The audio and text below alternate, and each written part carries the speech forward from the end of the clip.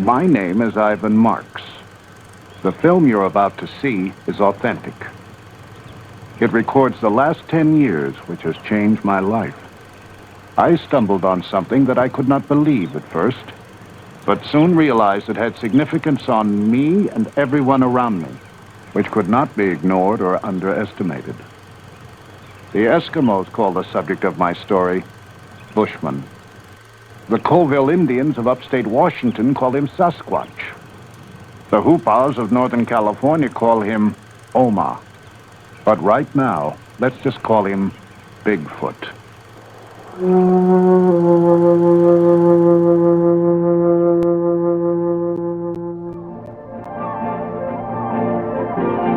This is my country.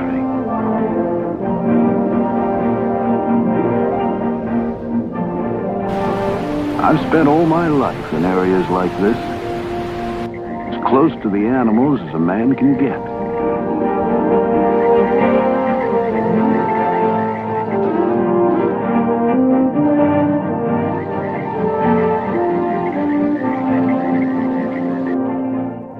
I built my home here. Bear Ranch. Of course, I'm prejudiced, but I think it's just about the prettiest place I've ever seen. Then there's Peggy. She's a rare woman. She's the only woman I know who'd put up with the animals I used to bring home, like those coyote pups, and raise them just like they were her own.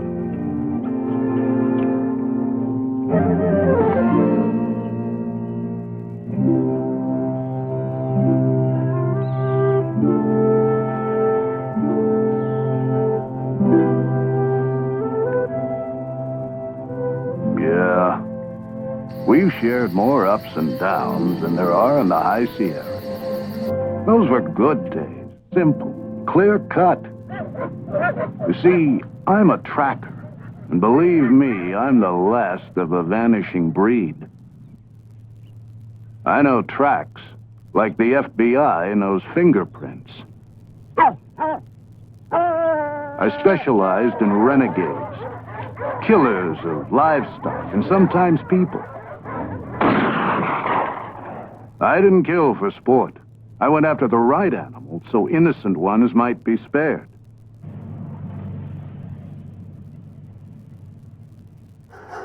I learned trapping from my dad's shoulders back in Illinois.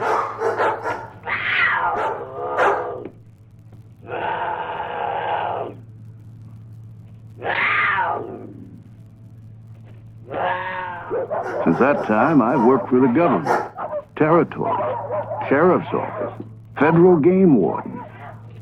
When they had a renegade, they knew who to call.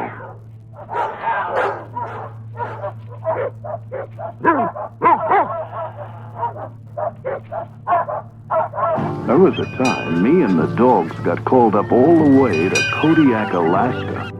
There'd been reports that bear had been killing the cattle. Now I know bear, and the Kodiak happens to be one of the most beautiful on God's earth. Takes a lot of grub to feed him.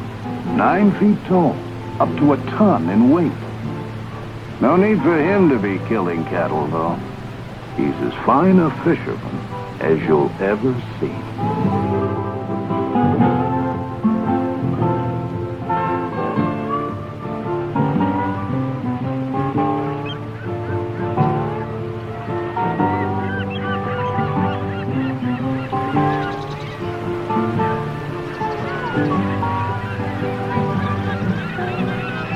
The ranchers were getting $5,000 bounties on these so-called cow killers.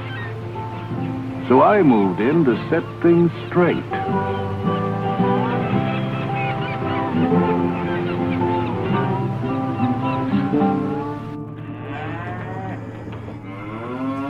I met a rancher who said it ain't Kodiak killing my cattle. I'd finally found someone I could talk to. He said, Bigfoot. Straight-faced as could be. He said Bigfoot's been killing my cattle. Bigfoot? I checked the carcass and saw the cow had died naturally. The bears just fed on its remains. Found out after the grass was waterlogged. Not enough protein. Cattle died of malnutrition. Kodiak. Bigfoot? People always want their questions answered in such neatly wrapped little packages. Well, I'd heard about Bigfoot.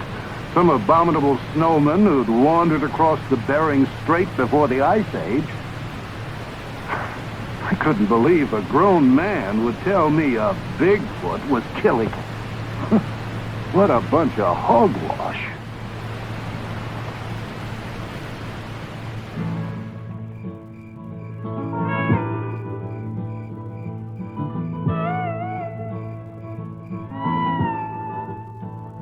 I didn't mind at all putting distance between me and those crazies in Alaska. And it felt good to be with some sensible folks like Peggy's brother. And Arizona University wanted us to track down a javelina hog for research. It's a small critter, but vicious.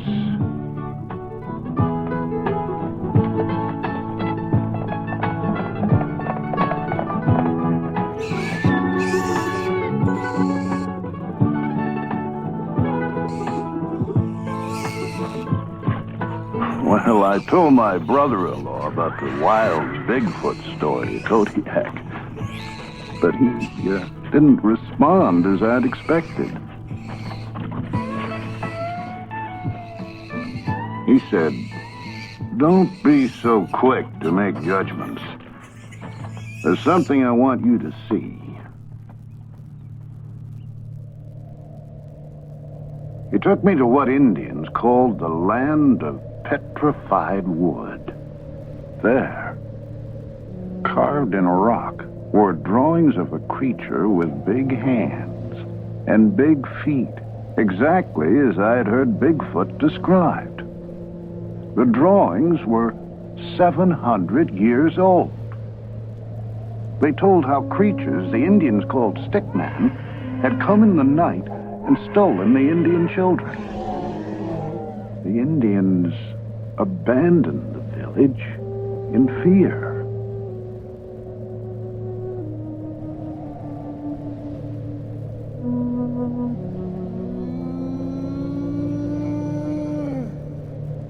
First the ranchers, now my brother-in-law. My head was reeling with Bigfoot.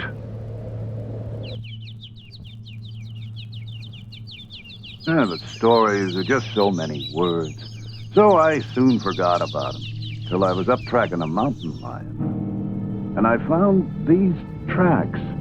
Now, they looked much like human footprints, but they were 18 inches long, 6.5 across the ball of the foot, 5.5 at the heel.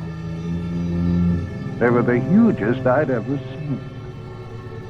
Tracks were so deep, they had to have been made by at least a 500-pound animal. The hair. I couldn't identify it. The toe prints were spread around small rocks and dug into the earth, showing whatever made them could cover pretty rugged country. And the stride was enormous, 52 inches in length. Man's only 30. They were fakes. Somebody would have had to drag a pretty big machine over pretty rough country to make them, and they would have left their own tracks. I saw where a creature had stumbled. It was a handprint, but no sign of claws. They were so manlike. I was mystified, so I made plaster casts and sent them with the hair to a lab for analysis. Well, I tell you, I was glad to get home. Our pups were growing, and they didn't give us much time to think about everything that had happened.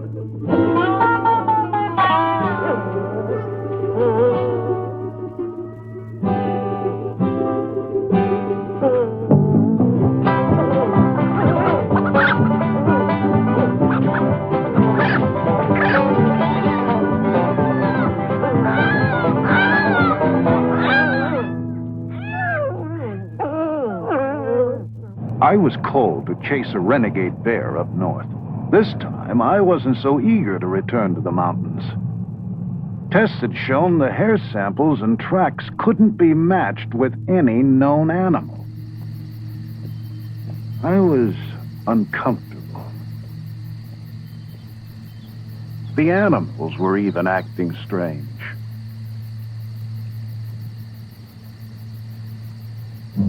I soon found out why. I found the bear I was looking for, but not in the condition I expected. Another track, just as I'd seen on the mountain.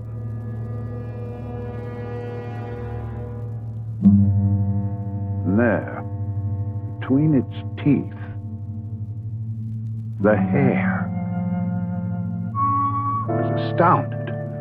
A 600-pound bear that had stood 8 feet tall, lying by the side of the creek with its neck broken.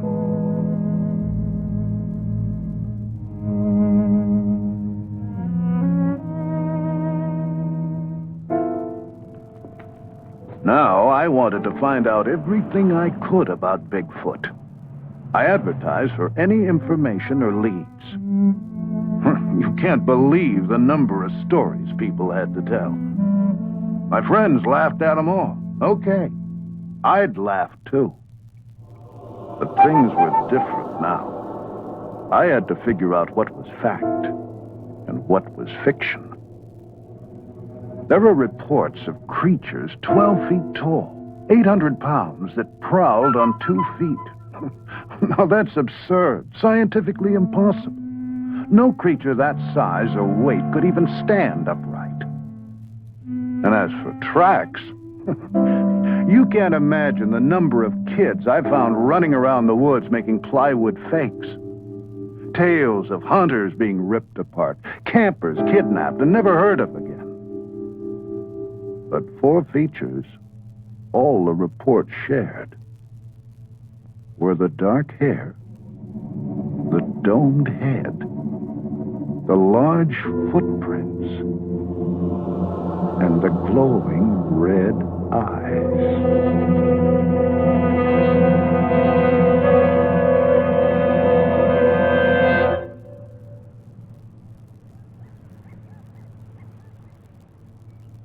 Nature's my home. How could some missing link be wandering around up here without me knowing it? It was good to get back in the mountains and visit a couple of my pets. I tried not to think about Bigfoot, but it was tough to shake. It wasn't 2 minutes before my friend had vanished in the wood.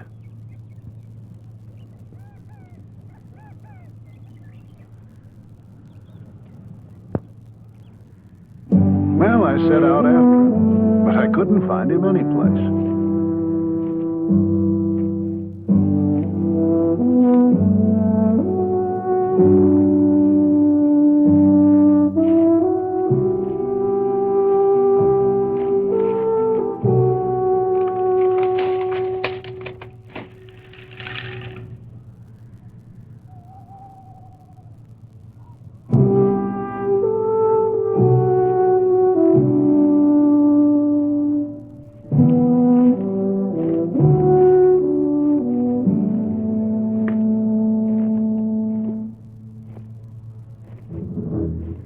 I came to a bridge, and there beside it, another track. Fresh. My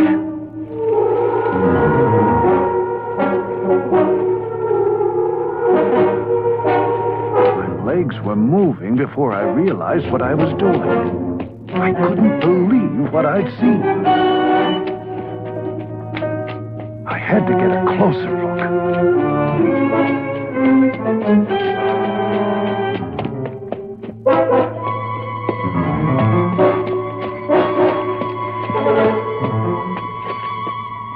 Nauseating, musky odor made it difficult to breathe, but I had to find out what I'd seen.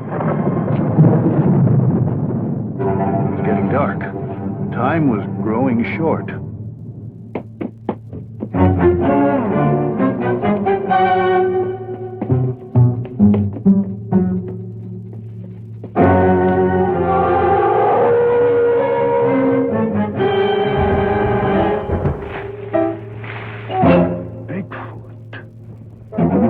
I'd seen Bigfoot.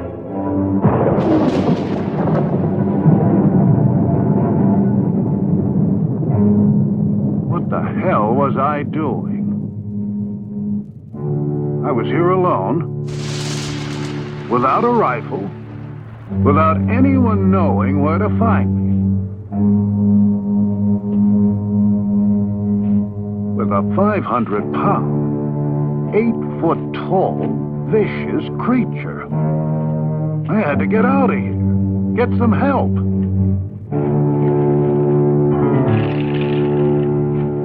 I had to show people what I'd seen. The footprints.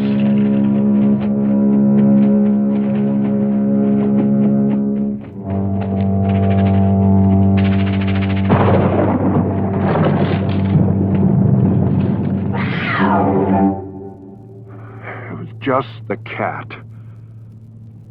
I'd never been so scared in my life. But my friends couldn't laugh now. Wait till they saw the traps.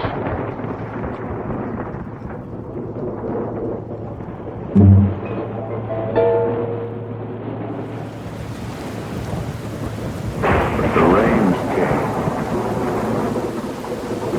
and washed the tracks away.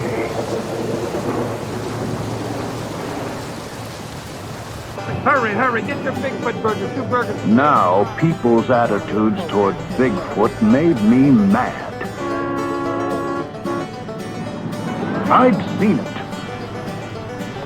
Matter of fact, I felt I'd been singled out to find it.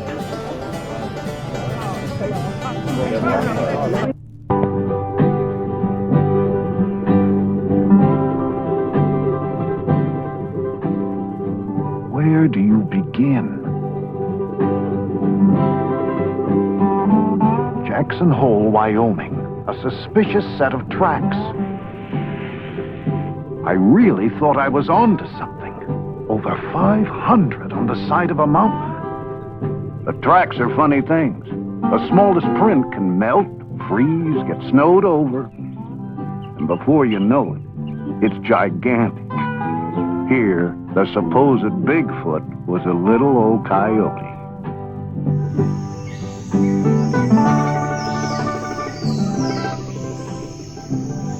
The redwoods, an endless source of sightings.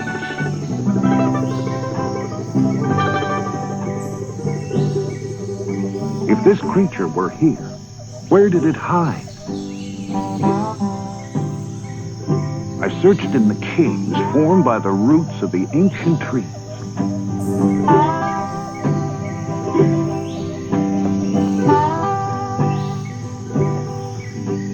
Here were perfect shelters, large, dark, secluded, hideaways to recover from injuries. Refuge for many forest animals from the elements. Protected privacy when giving birth. Hundreds of tree caves, but no tracks, bones, or unusual droppings. No clues at all. I had to be wasting my time. But there was a statue carved in redwood. Its image was based on hundreds of sightings collected over the years.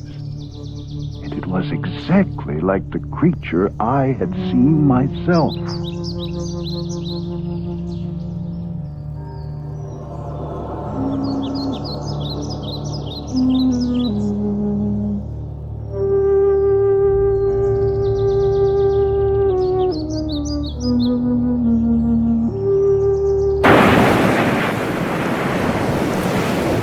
Oregon coast. Reports of Bigfoot feeding during the run of the nightfish. The shore was secluded. Food was plentiful.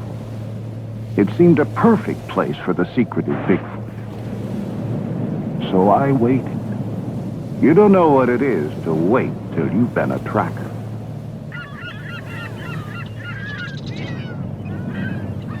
Finally, a gull came with the first sign of the run.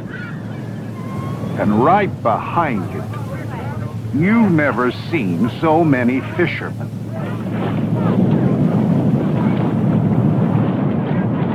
My secluded beach turned into Coney Island. Only way Bigfoot could show up here was wearing swimming trunks. One bum steer after another. How was I supposed to know which lead to follow? I was running out of time, and I was running out of money. As we left, I felt like the waves were laughing at our backs.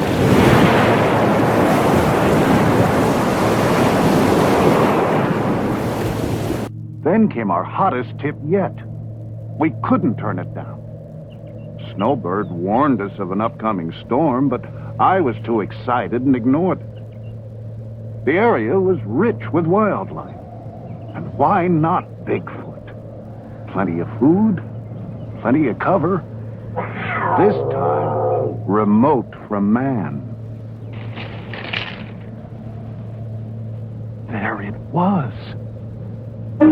My efforts had paid off. And this time, I was ready for it.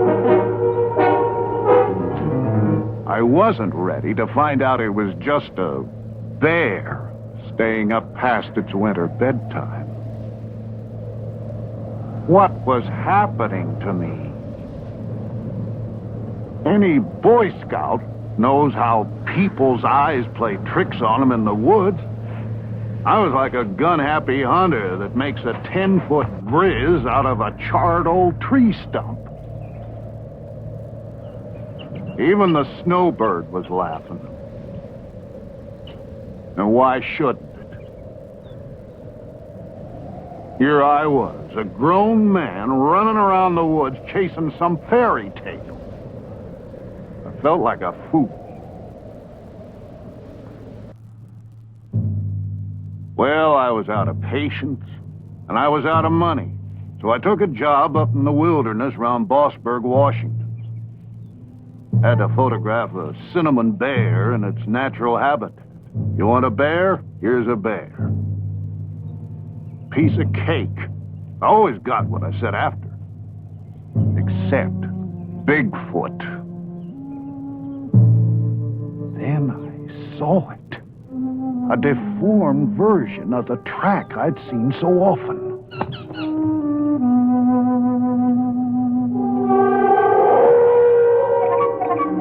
There it was.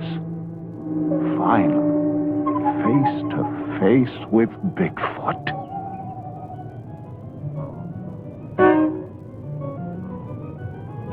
Here was the domed head, just as others had described it. Thick, dark fur to protect it from extremes of weather and allow it to pass unnoticed in the night. I saw it, photographed it, but scientists challenged my film. Yet it stood up under every conceivable test. Some revealed rugged terrain as the cause of the skinned heels, polio as the cause of the limp. But my documented evidence wasn't good enough for the experts. Experts who still asked, how could such a creature survive? Where does it live? Show us its remains. What does it eat? Experts who challenged my word but claimed credit for my film and profited by it on lecture circuits. Well, I didn't care for these people. But I was haunted by their questions. What an experience. Now I had to start finding some answers. The creature's tracks disappeared at the edge of a beaver swamp. Only sign of animal life was the geese migrating north for the summer. I wanted the satisfaction of bringing back unchallengeable proof. Still, where to begin? I found several other creatures had passed through the area, all heading north. Could Bigfoot be a migratory animal? I plotted all the reliable reports.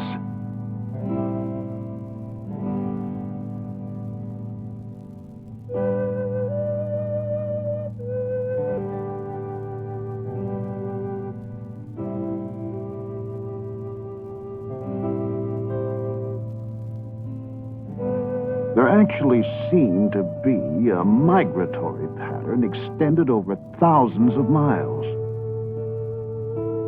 If this were true, I'd have some means of predicting the creature's movements and a good chance to find some answers to my questions.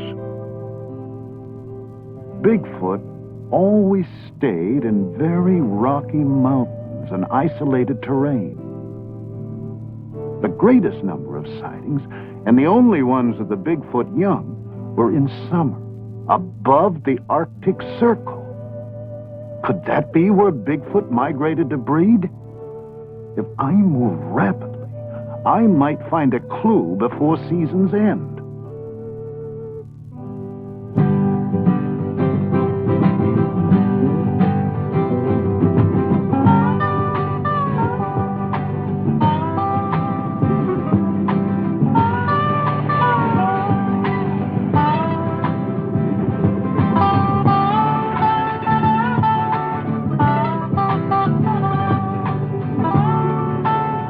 Peg and I took our camera and planned to document every step we took. The lava beds, Modoc, California. If Bigfoot were a migratory animal, my theory had to hold up all along the way. A track, centuries old, preserved in the lava. My theory was working. But I wondered how Bigfoot survived the violent eruptions that brought the lava rock. As usual, nature provided me clues. I saw these two little ground squirrels so much in love they took no notice of me or the dangers around them.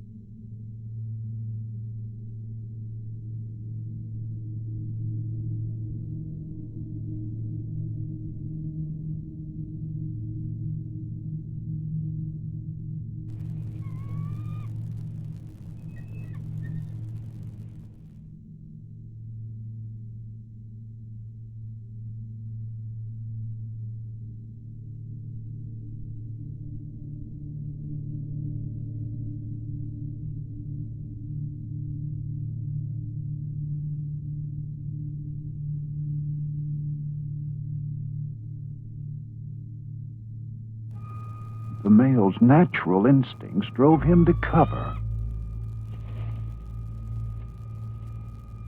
These same instincts started up in the wounded squirrel.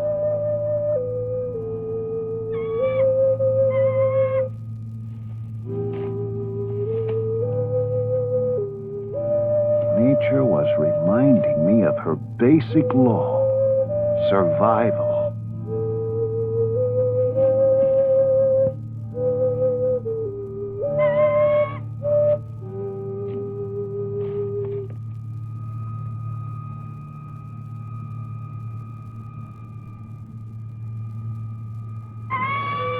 This same will to survive must have somehow kept Bigfoot going throughout all these years.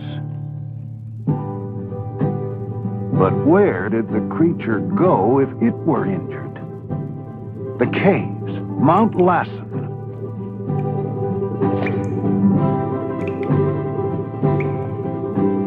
The Hat Creek Indians believed they were inhabited by an evil ape man. Now I was hot. Every step along the way brought me new clues. It was too late in the season to find the creature here now. But I'd soon catch up with him above the Arctic Circle.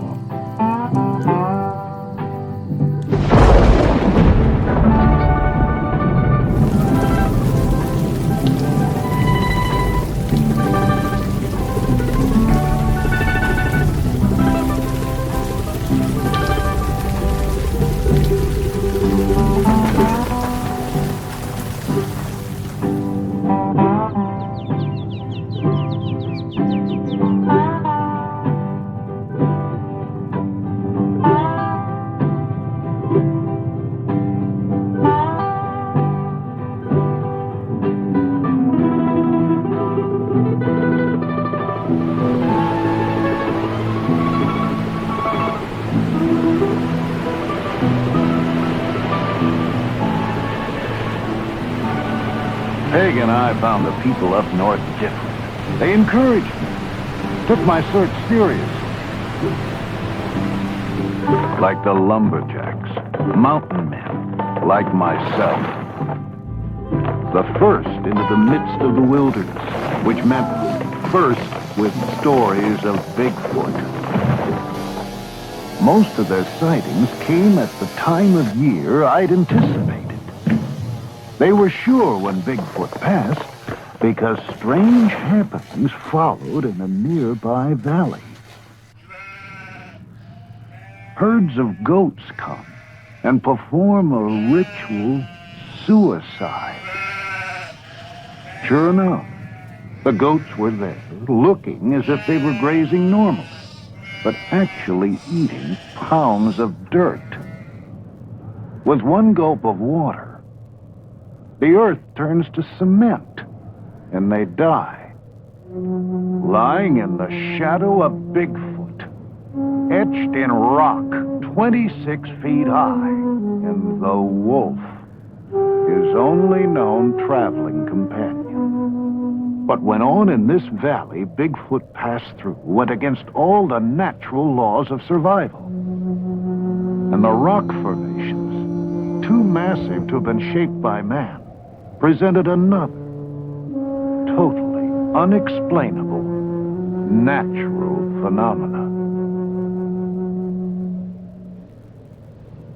To those who cried, for Bigfoot to exist goes against every bit of scientific data known to man, I could now say how much more there is to know. I felt close to the adventurers who'd left their calling cards at Watson Lake as they crossed into the Yukon, and even closer to those who'd made a similar journey at the turn of the century, who set out after something they didn't know where to find, but knew was out there someplace. With so many pouring into the Yukon during the gold rush, it's no surprise there'd be such a rich source of stories about Bigfoot.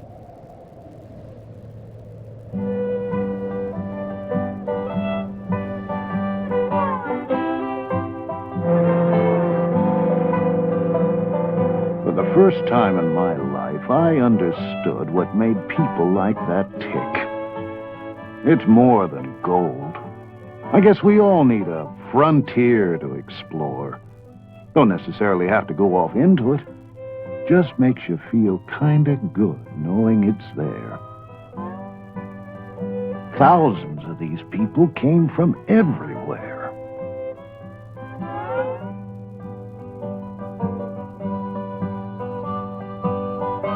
Tent cities sprung up where no man had ever even walked. If Bigfoot came here to keep clear of man, its seclusion didn't last for long. Such a rich source of information had to bring new leads. Sure enough, an old miner's story told how the glaciers up there were the burial grounds of the Bigfoot. That would explain why there were no remains. The creatures carried their dead over thousands of miles just to deposit them in crevices that opened up in the spring fall. Can you imagine?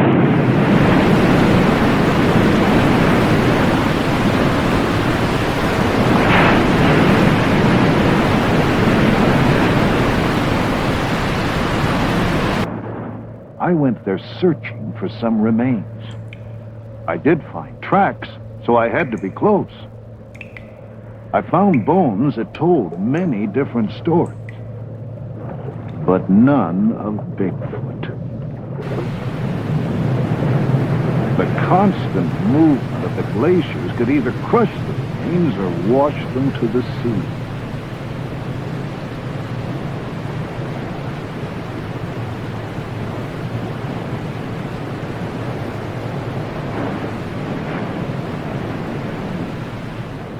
Burial grounds of the Bigfoot. I thought of the people who were the source of these stories. Their friends called them crazy, and some of them might have been. But you wouldn't believe the extremes they went to for their fortunes, romance, and the unexplored.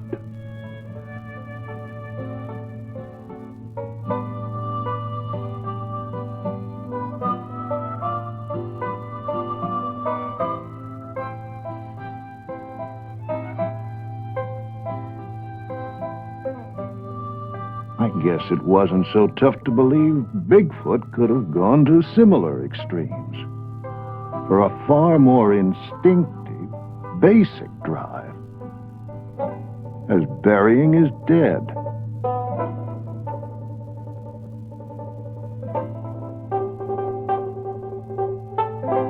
So many questions. Well, I sure understood what drove those miners as they sailed up the river in pursuit of gold. For I'd soon ride the same river in pursuit of Bigfoot. The miners were gone now, but I knew Bigfoot had to still be around. The frequency of current sightings meant he'd somehow survive the diseases the white man brought into the wilds. The tuberculosis, measles, that wiped out whole tribes of Indians and Eskimos.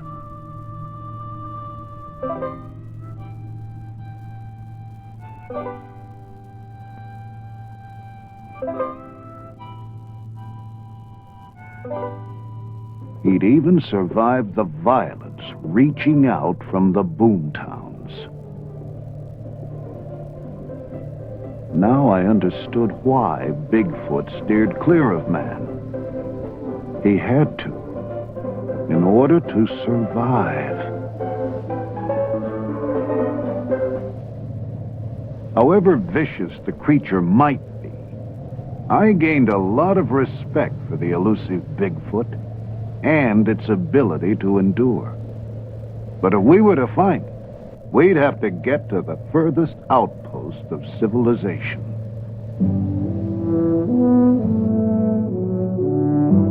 When we ran out of road, we saw the remnants of the old pioneers giving way to the machinery of the new. Thousands were now pouring back up to the new gold rush for the black gold, oil.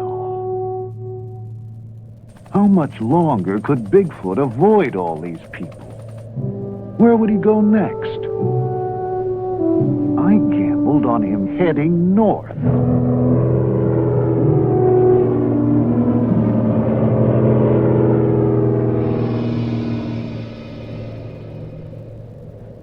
Well, traveling had been tough, so we treated ourselves to the fanciest hotel in town.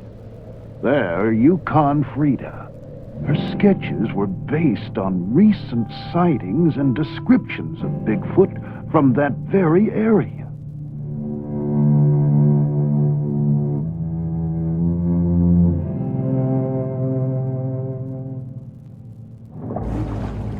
As we started our journey up the river, I thought of the statues and drawings I'd seen in Arizona, California, Oregon, Washington, British Columbia, the Yukon, and now above the Arctic Circle, all of them resembling the very creature I saw myself. They were too similar, over too vast an area to be coincidental. But these images weren't good enough for the experts below. I still had a lot of questions to answer. There were no grocery stores up here, so we ate off the land or purchased fish from the Eskimos. I knew I could get my answers from these people, because stories of Bigfoot were as plentiful as the food. One man told of the strange day his mother died. In a cabin like this, family and friends gathered to await the passing of her spirit. That night, they heard a soft scratch at the door. There was Bigfoot, chanting in a strange tongue. Everyone was terrified. The spirit of his mother was speaking through the voice of Bigfoot. They must abandon their homes, which they did. The next day, an ice floe changed the river, and waters now flow where the village once stood. I asked to see this area, hoping for a sign of Bigfoot. The man said, if you wish to see the king of the animals, he breeds in the mating grounds of the Alaskan moose.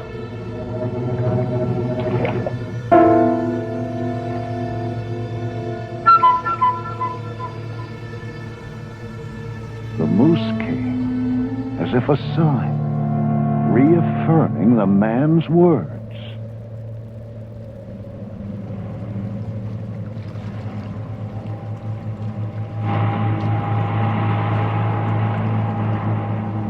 Up the river by a salmon wheel, a lone Eskimo greeted us with the words, "Bigfoot is not here."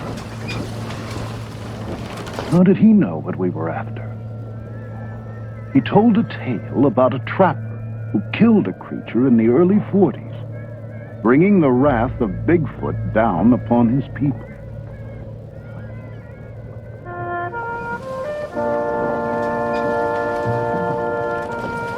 He said, one night I was caught out on the trail with only a few minutes of twilight left.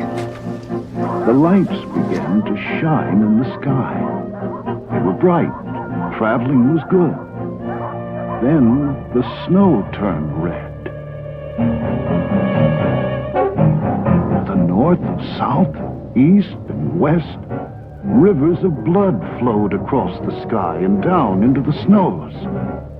It seemed to be the last day of the world. Bigfoot was punishing us for bringing it sorrow.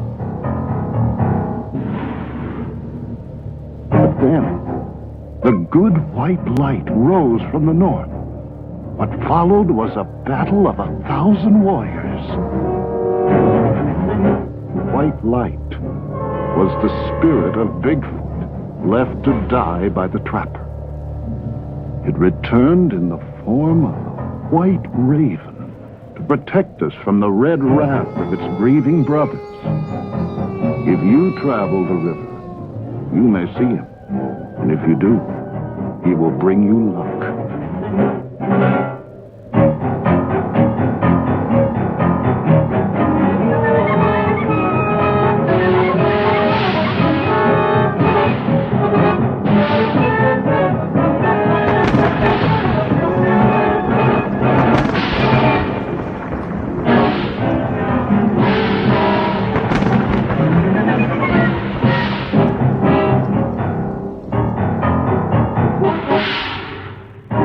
Then the native gasped, pointing to a bird soaring above us.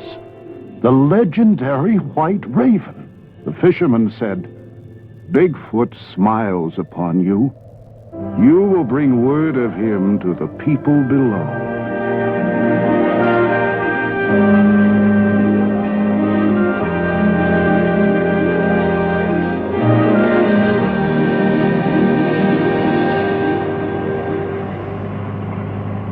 Mine was reeling. At the next village, the natives were waiting for us. They had heard about the white raven and wanted to show us their secret, sacred figure. Here it was again. They told us how Bigfoot was their friend. Their friend. How did they think such a violent creature could be their friend? They told how Bigfoot always carried the bodies of men killed or lost in the Arctic winter to the edge of the nearest village to be buried by their own kind. When I asked where I could make contact with their friend, they said, "In the land of shining eyes." But they warned me not to violate Bigfoot's domain. I reminded them of the white raven, so they taught me a chant to sing on the night of the full moon and promised I would see the glowing eyes of Bigfoot.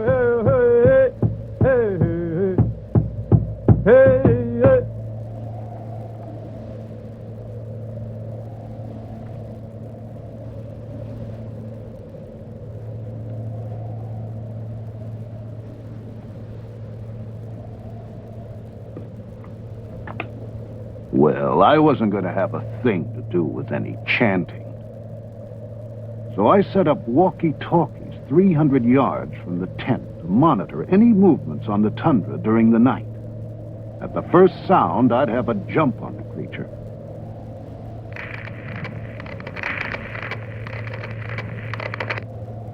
Then the wait. The land was lush with vegetation. Perfect feeding ground. Berries, lichen, gnats, bugs, millions of fish.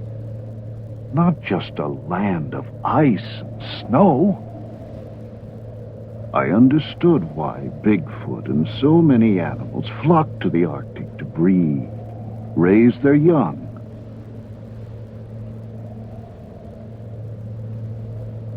But this land was strangely silent. Where were the animals?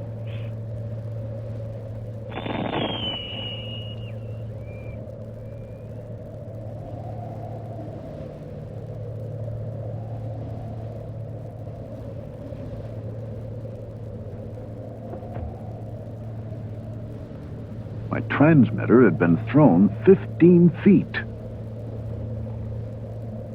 And the tundra held no tracks. Days passed. I felt like a fool, but now I'd go to any ends to conjure up the creature.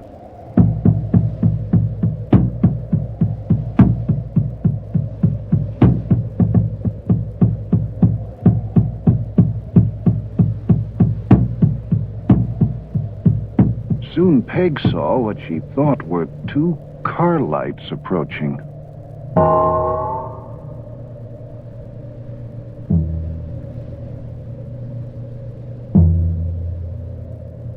I was caught in the darkness, but Peg guided me toward the lights. I had to find out what it was. Then we realized they were the shining eyes. This time, I couldn't let Bigfoot escape.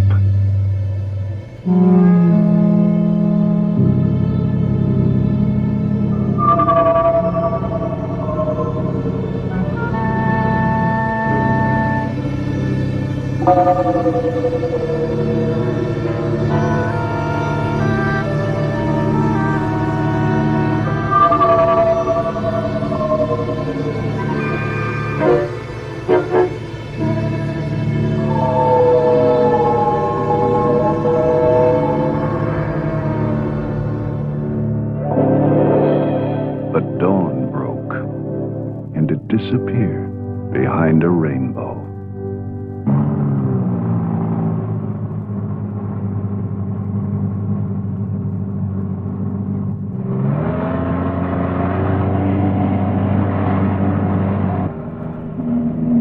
This was too much. I felt like I was coming apart at the seams. Here I was, an experienced mountain man all my life, acting like a spooked tenderfoot. I still had 1,000 questions, and so few answers. I couldn't concentrate. My head was spinning with tall tales and folklore. I no longer knew what to believe. I had to get away from the others and be by myself.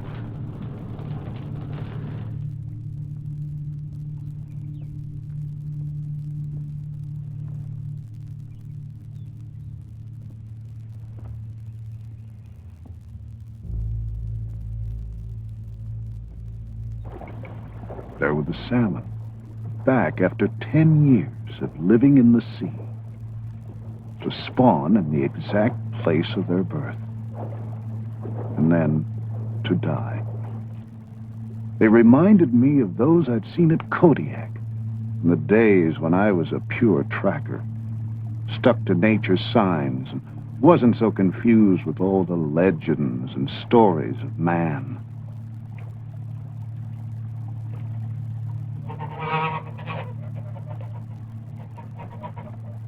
And there were geese.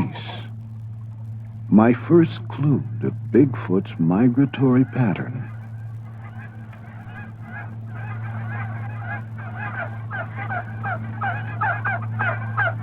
I began to feel close to nature again.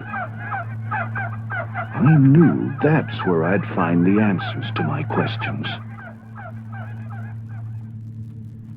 And the caribou, watching velvet off their antlers, release swamp gas from the tundra to glow in the night.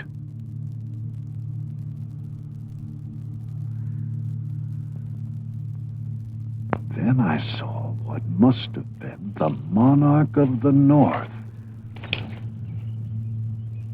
I was terrified. It could crush the likes of me with one swoop. But it was the most magnificent animal I think I've ever seen.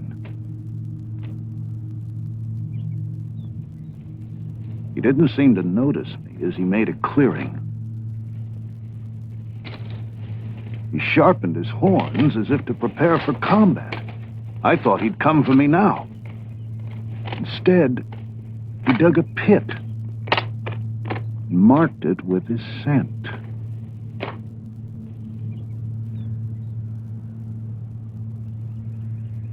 This attracted cows from all over the area and seemed to warn other bulls to keep away.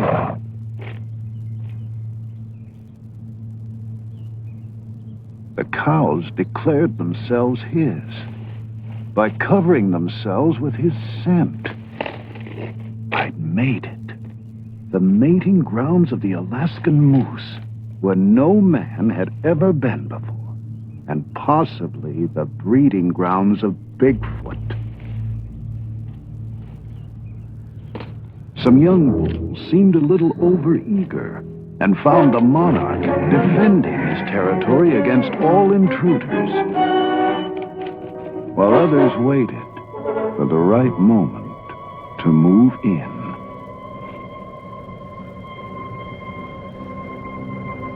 Then he saw me.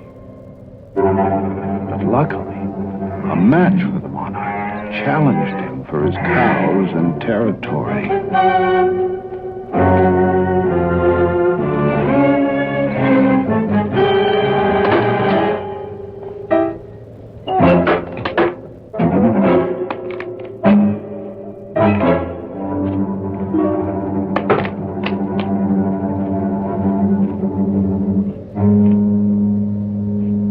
Those who'd waited now moved in. While the bulls were fighting, nature made sure there'd be a good crop of calves come spring.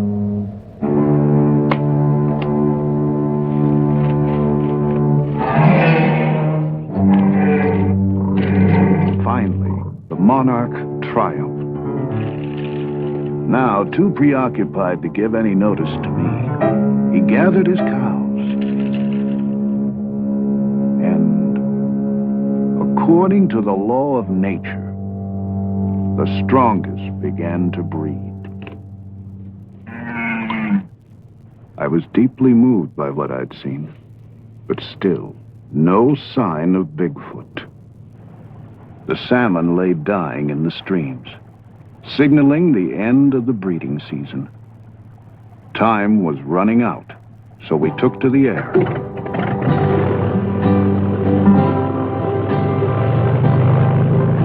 The Arctic winter could close us in at any moment, so we had to move fast. Why couldn't I find this creature? Was my theory wrong? When I saw the expanse of space below, I laughed. Anything could be out there. They'd found Stone Age men in New Zealand. There were prehistoric fish being pulled out of the Persian Sea. My God, a primitive man walked out of the mountains 70 miles from the capital of California. There's so much territory yet to be explored. We found undiscovered wrecks of men who tried to break into this wilderness and were never heard of again. I couldn't think of the risks. Everything I believed in was on the line.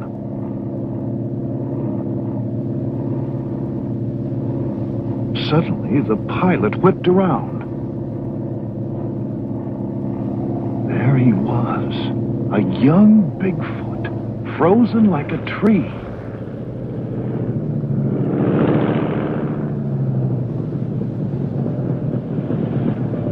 We raced back to the river, but he slipped away.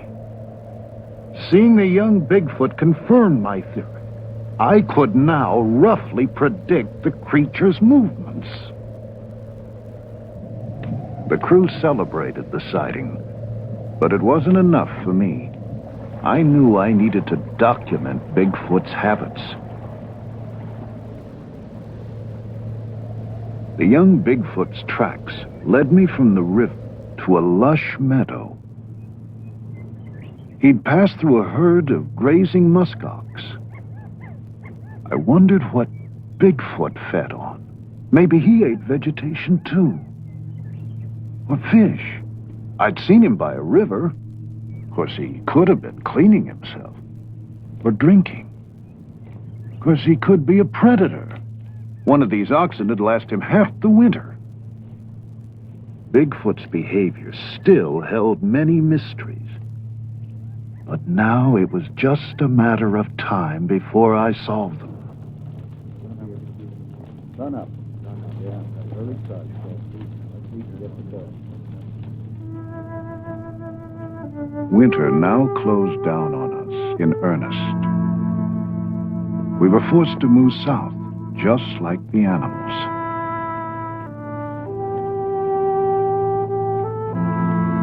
The caribou gathered for their migration.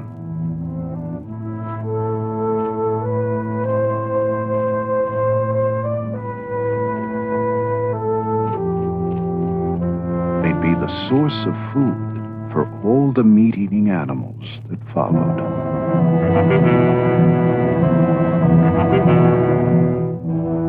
If Bigfoot were a meat-eater, he'd feed on caribou too. If I could prove that he did, I'd have a clue to the place he held in nature. If I could film it, I'd have the kind of documentation the experts demanded. Whatever his habits, I knew the road would be paved with danger.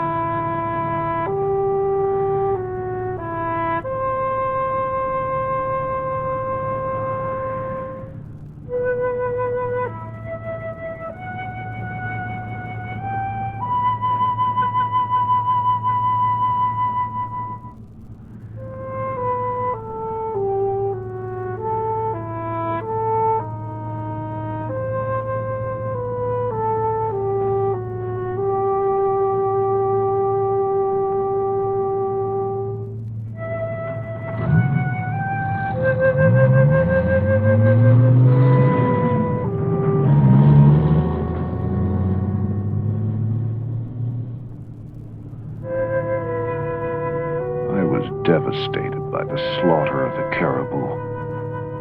I kept thinking of Bigfoot and its migration. It had to be protected. It could be wiped out before I had a chance to study it. But how could I get protection for something so few believed existed? I needed that unchallengeable proof I'd first set out for. There was no sign of Bigfoot with the caribou. It must eat vegetation or fish. The perfect place. Beaver Swamp in the spring.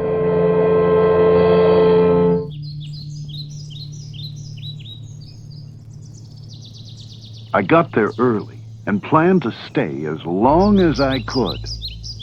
I used every trick I learned over my years as a trapper and carefully covered my scent with ammonia. Beaver Swamp. The geese.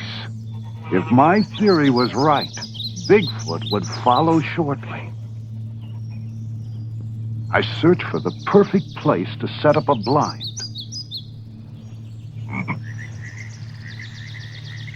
When I found it, I moved in and set up my cameras. Day after day, I waited and soon grew jealous of the other animals' freedom. I was stiff, chilled to the bone, but I was determined not to make a move that might warn Bigfoot of my presence.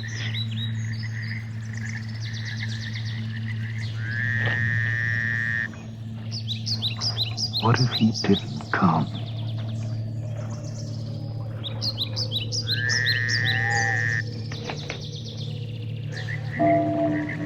Then a movement in the woods. The sun hadn't come up yet. It was hard to make out what I'd seen at first.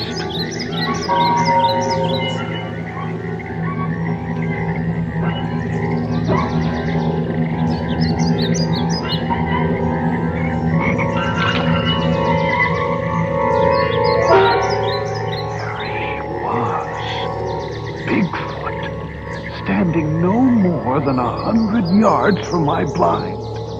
I began to shake all over. I could barely keep hold of my camera. It was awesome.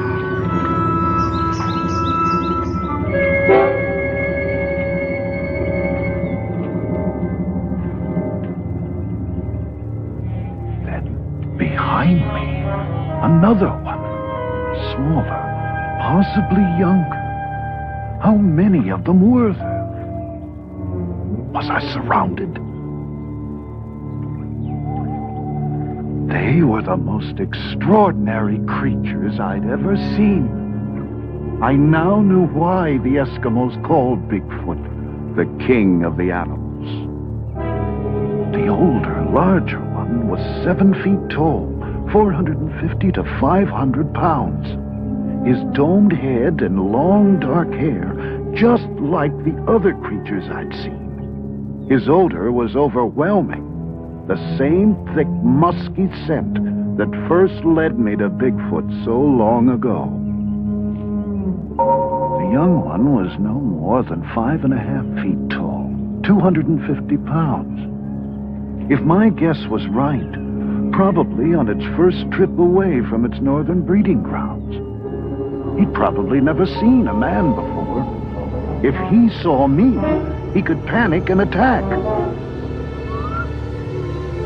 Then I looked around and realized the other animals were carrying on normally. If danger was around, they would have fled.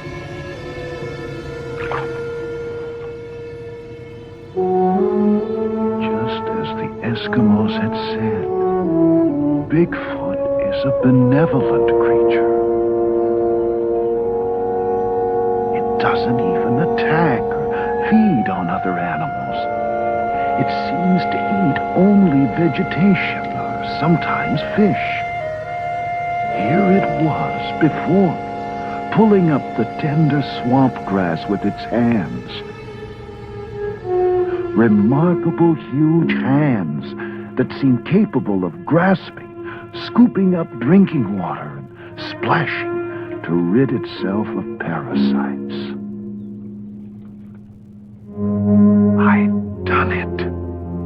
Here I was again with Bigfoot. Unchallengeable proof my theory had worked. It is a migratory animal, and I now have the documentation of its habits I needed. Now we can begin to understand the place this creature holds in nature.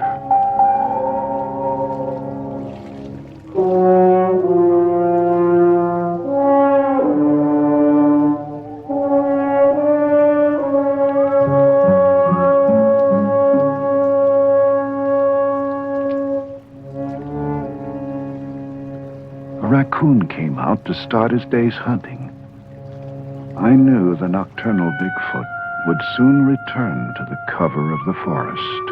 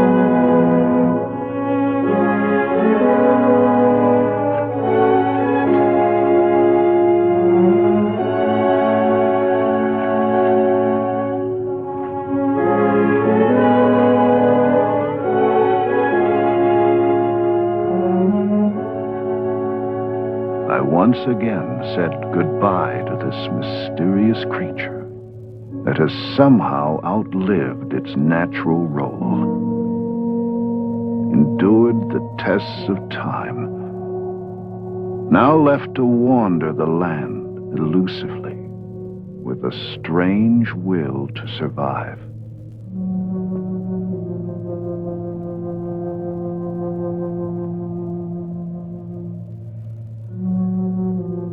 Oh, I still have plenty of questions, and I'll continue my search for the answers now.